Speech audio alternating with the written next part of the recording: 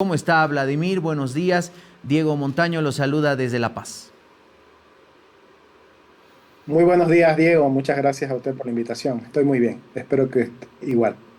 Bien, Vladimir, a ver, ¿cómo ve lo que ocurre dentro del denominado bloque de unidad? Parece que unidad sería lo último que hay, los dardos entre los dos más fuertes continúan lanzándose dardos. Estaba con nosotros Paola Aguirre, asambleísta de Creemos, la anterior semana y nos decía, ¿y por qué están dando por sentado que Luis Fernando Camacho no puede correr?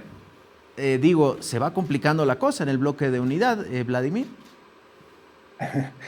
Considero que estamos ante un fin de ciclo que es muy complejo. No solamente hablo en términos del MAS, del gobierno, sino también un fin de ciclo de un modelo polarizante, de un modelo político que creo que ha sido infructífero.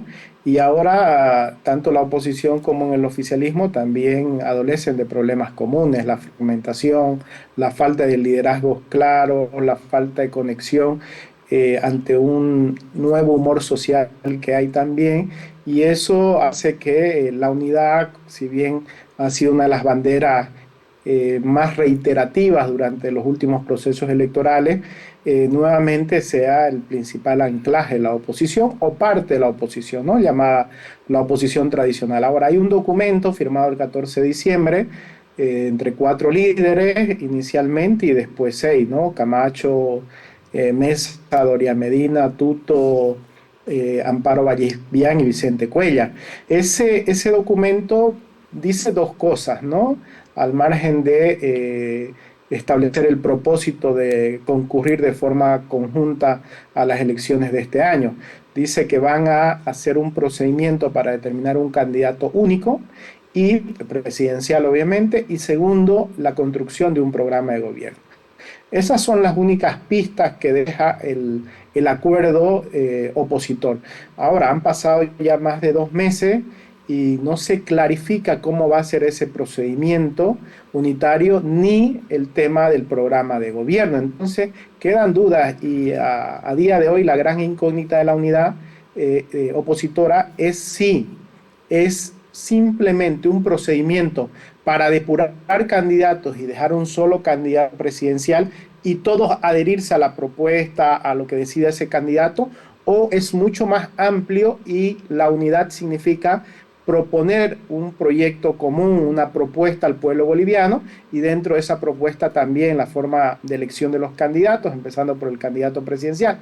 Es decir, o la unidad se reduce a elegir un candidato presidencial y depurar a los demás, o la unidad es mucho más amplia y significa un proyecto común de todas estas personalidades y las fuerzas políticas que se han ido agregando. Esa es la incógnita que hay que ver si en los próximos días termina clarificándose. Por el momento, más señales de debilitamiento de la unidad que claridad en los propósitos y en sí mismo, que tendría que darse obviamente desde abril. Ya estamos a menos de 45 días de la inscripción de las alianzas y para eso creo que la gente va a necesitar certidumbre.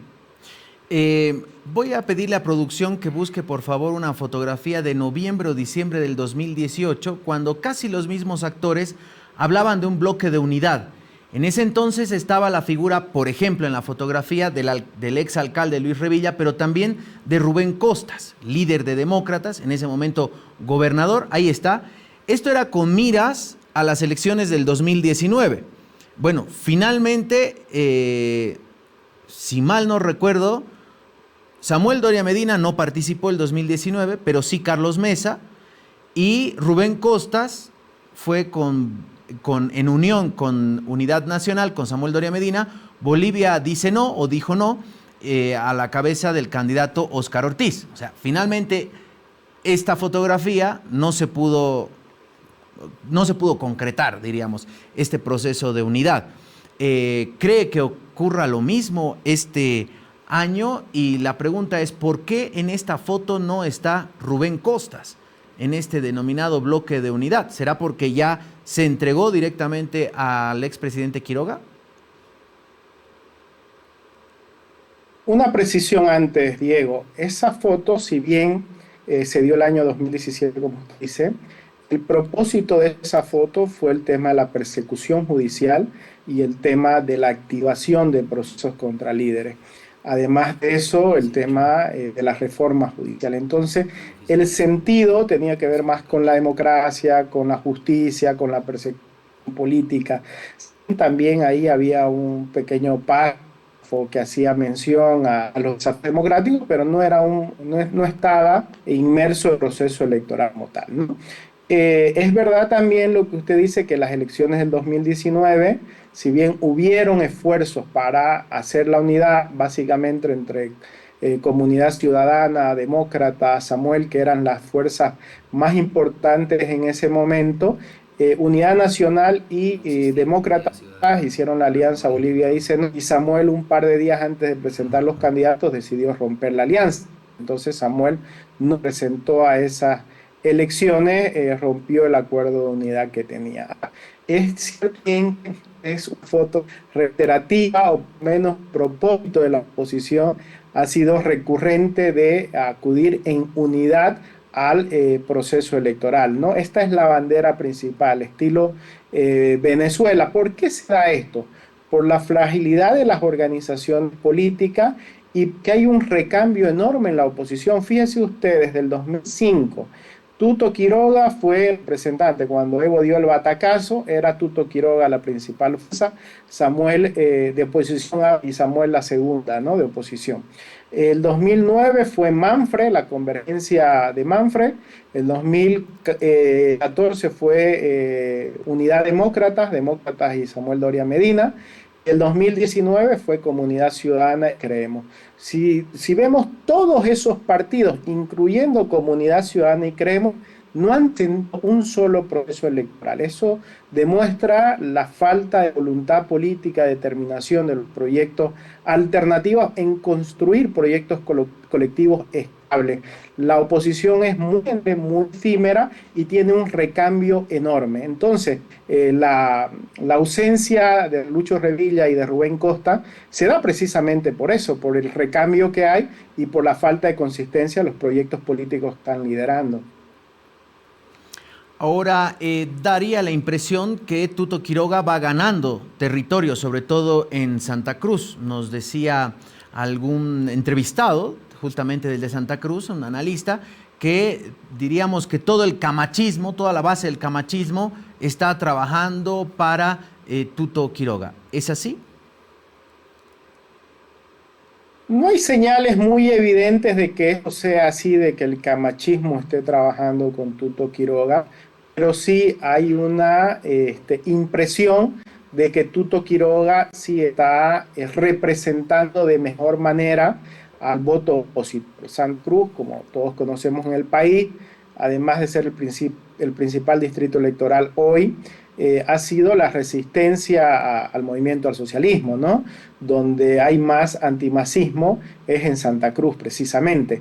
Y por eso acá los líderes opositores han hecho prácticamente su búnker y Tuto Quiroga se ha trasladado a Santa. Está conectando mejor con el voto opositor Tuto Quiroga sin duda, pero todavía no hay señales claras de que el gobernador Camacho vaya a apoyarlo. Ha hecho otras alianzas importantes también, con el propio Demócratas, con líderes que tienen otras agrupaciones más locales en Santa Cruz, y considero que eso va a ser también determinante a la hora de definir, de la forma que vayan a definir los opositores, el candidato único, si es que se llega finalmente a ese propósito. Pero todavía no hay una apuesta clara. Además de eso, es importante recalcar el voto cruceño, por lo menos en las últimas elecciones.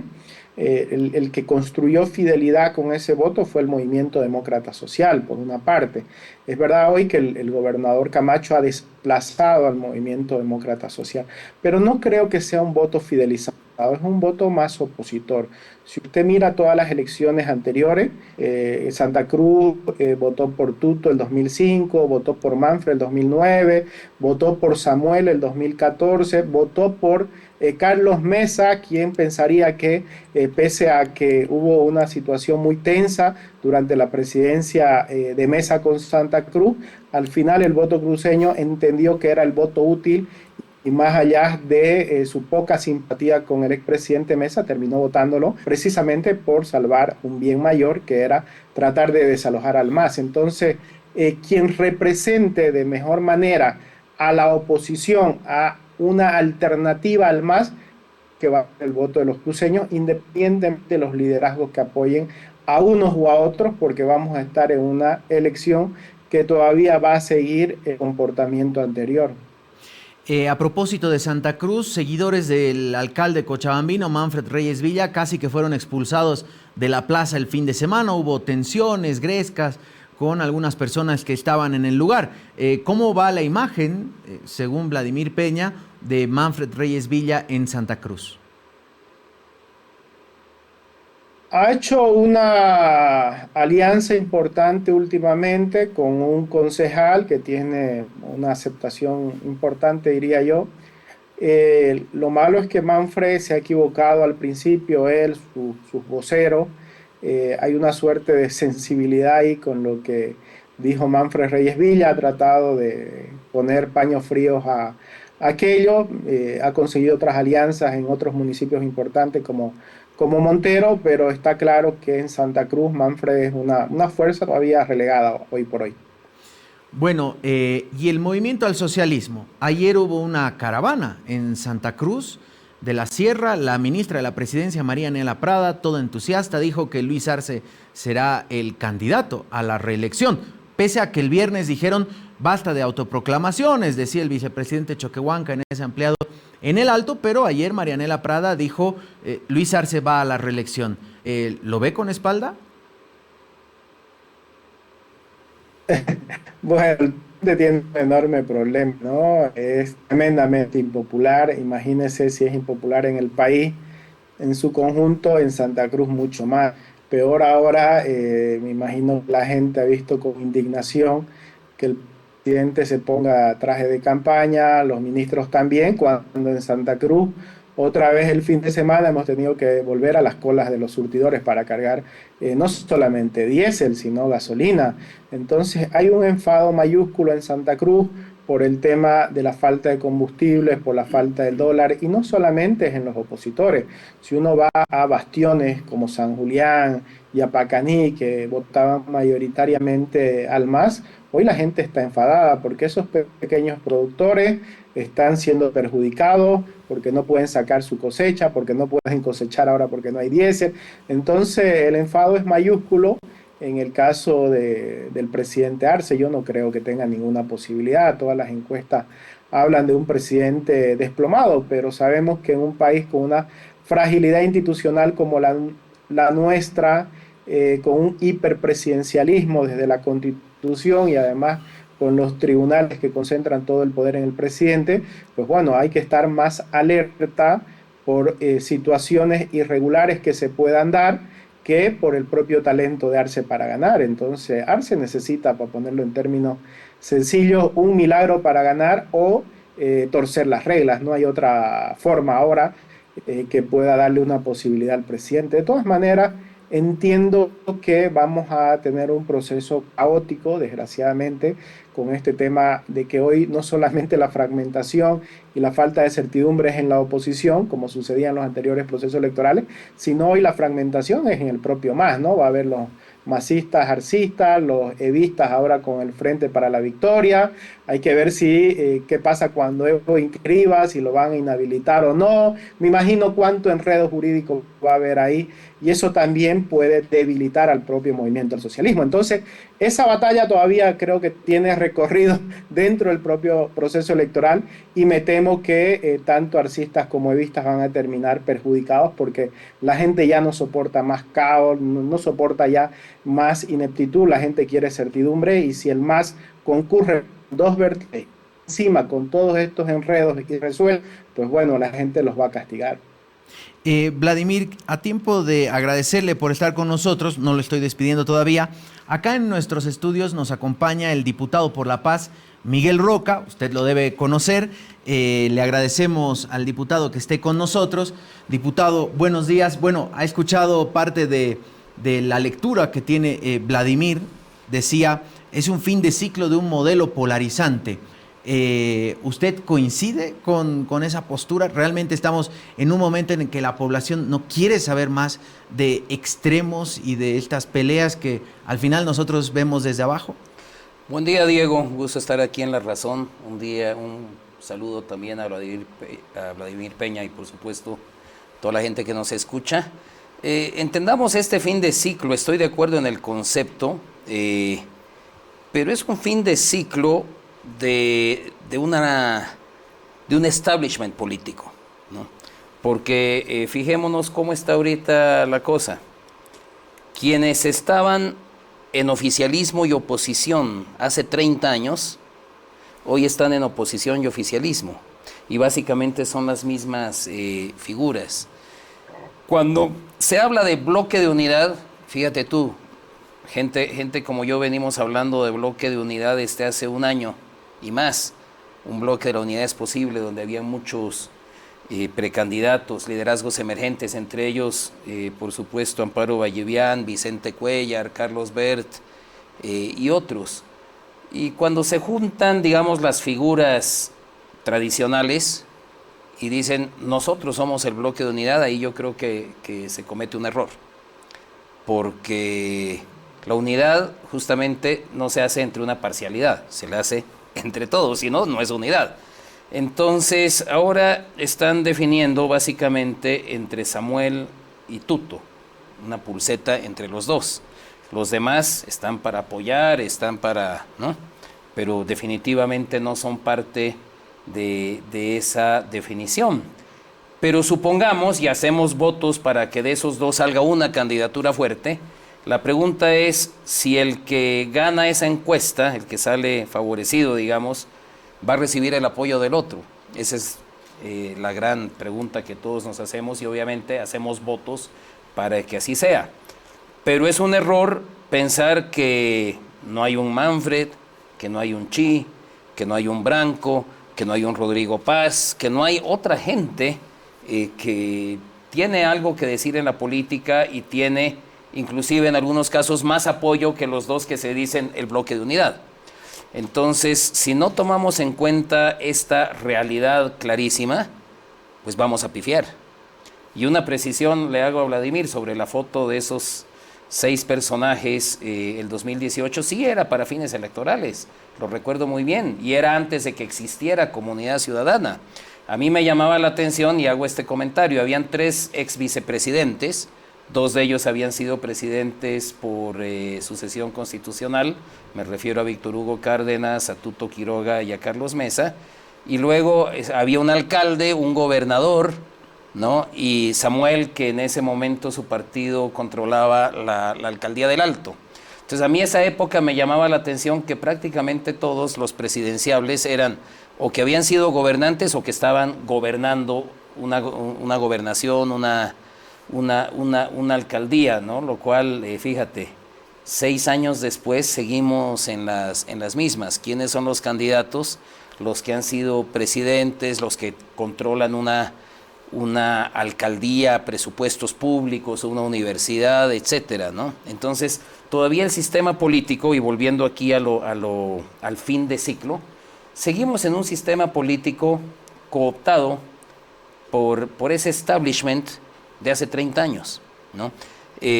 A estas alturas no creo ya que vaya a surgir un liderazgo nuevo suficientemente potente como para conducir el país. Digamos. Sí, el outsider, o sea, hay outsiders, pero seamos francos, no ha logrado, ya quedan pocos meses, ya es poco probable que surja un outsider que cohesione a la población en función a un nuevo rumbo. Entonces sí es fin de ciclo y todos creo, mucha gente habla de que va a ser un gobierno de transición justamente del final de este ciclo hacia otro. Pero estoy convencido de que lo que va a marcar el final del ciclo es un nuevo rumbo. Y fíjate tú, ningún candidato o precandidato está hablando de algo que a mí me parece crucial. La Constitución. La Constitución nos tiene fregados con el litio. Nos mató el sector de hidrocarburos, nos mató el sector minero.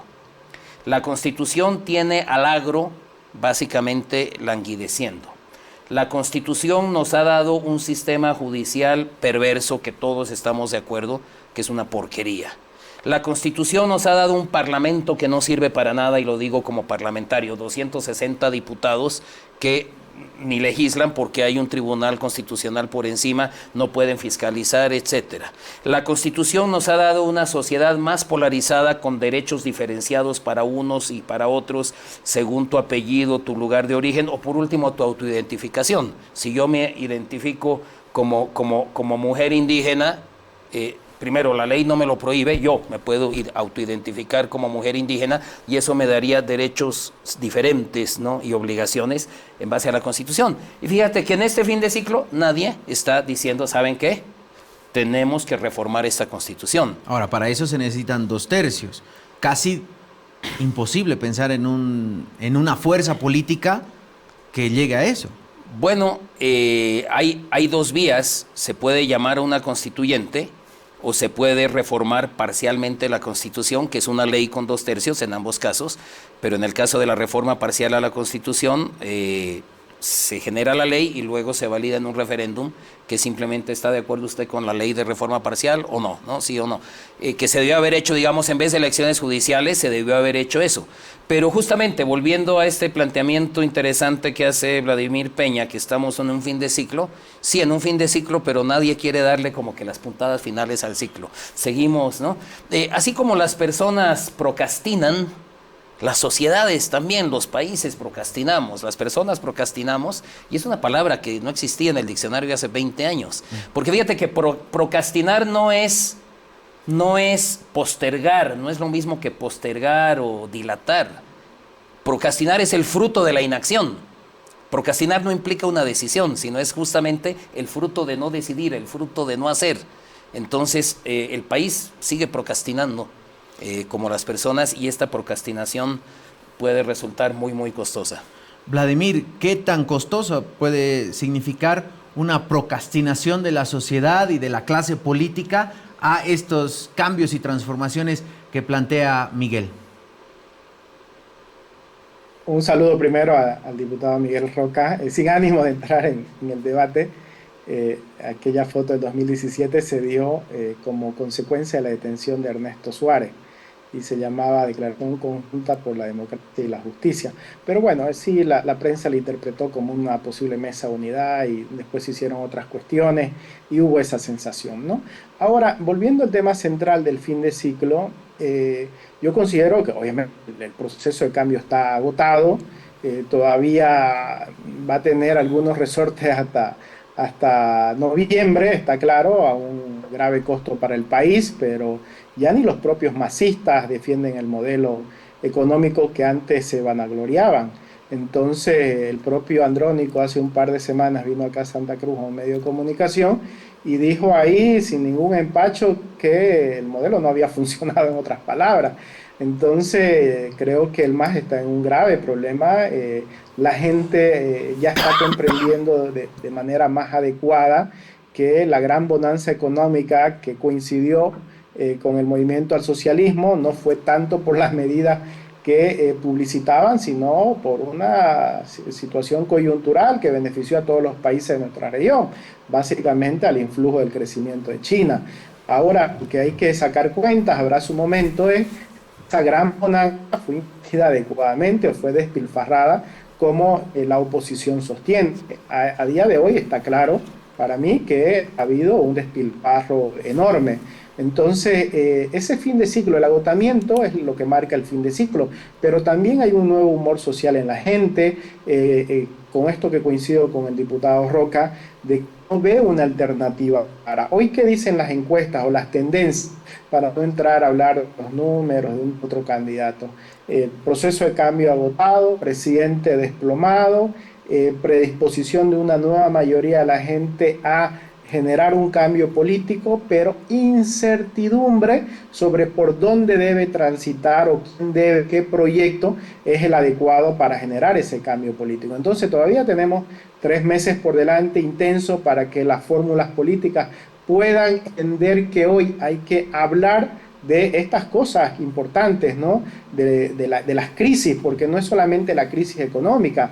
Por lo pronto es la más angustiante, pero hay otras crisis mucho más profundas, la crisis institucional, que vamos a hacer con un Estado que no responde ni siquiera ya a estándares mínimos democráticos. Entonces hay que hacer reformas profundas y creo que en un periodo de transición eso necesita la colaboración de todas las organizaciones y las fuerzas políticas. No vamos a llegar a un tema de frente amplio como en Uruguay o a la concertación chilena, por hablar de los ejemplos más próximos, pero sí creo que es importante un acuerdo de mínimos en la oposición, procedimientos claros para sostener que hay una alternativa con vocación de poder, con propuestas claras para la gente y que pueda conectar no solo con el antimacista, ¿ya?, que ha resistido al proyecto autoritario, sino que tenga la capacidad de ampliar inclusive a esos que están en el medio, que son descontentos, ¿no? Entonces, si la oposición entiende esa responsabilidad histórica ahora,